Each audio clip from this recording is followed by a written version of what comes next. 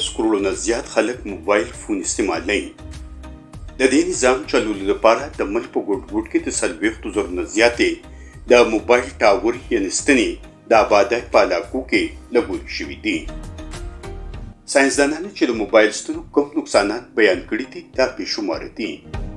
د هارورډ او بوسټن یونیورسټو د 100 نه زیاتو ساینسدانانو او د 2 ملکونو د فزیکس 83 نامتو ماهرانو د موبایل کمپنونو وتلي شواګانې انتهایی خطرناکې ګرځولي دي.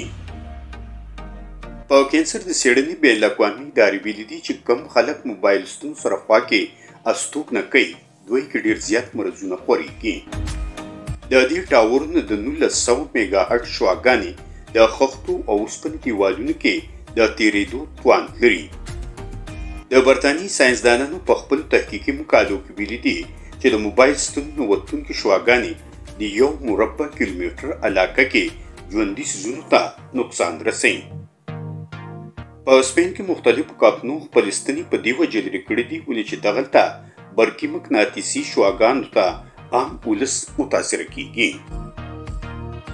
د نیوزیلینډ حکومت تعلیمي ادارو او بادای سره خوا کې د موبایل ستنې غیر قانوني ګرځولي دي او د یونیورسيټي اف ویانا پروفیسر ډاکټر کنډي ویلي دي چې موبایل ستنو شواګانې د بلډ پریشر د زړه د رنځونو فالج او سټروک سبب ګرځيږي.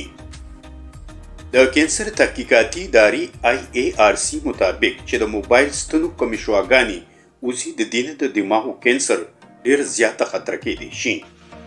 په جرمني، آسټریا، برازیل او اسرائیل کې د 13 کالو راهیسې د کینسر په مرض کې ډېر زیاتوالی راغلی دی.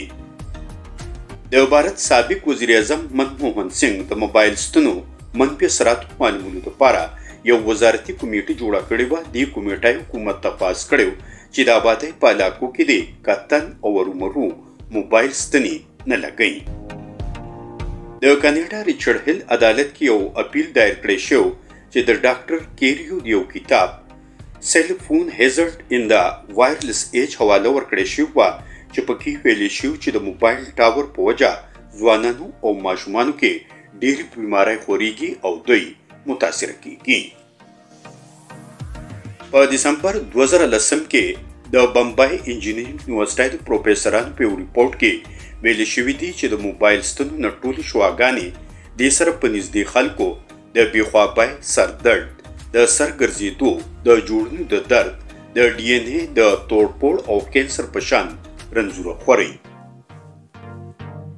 د پېښور های کورټ جسټس کیسر رشید او جسټس عبدالشکور د ماحولیاتو تحفظ صوبایي ادارې ته خواست کړی او هدایت یې کړی چې په ګنجان آباد علاقو کې دي دا ټاورې لرې کړی شي.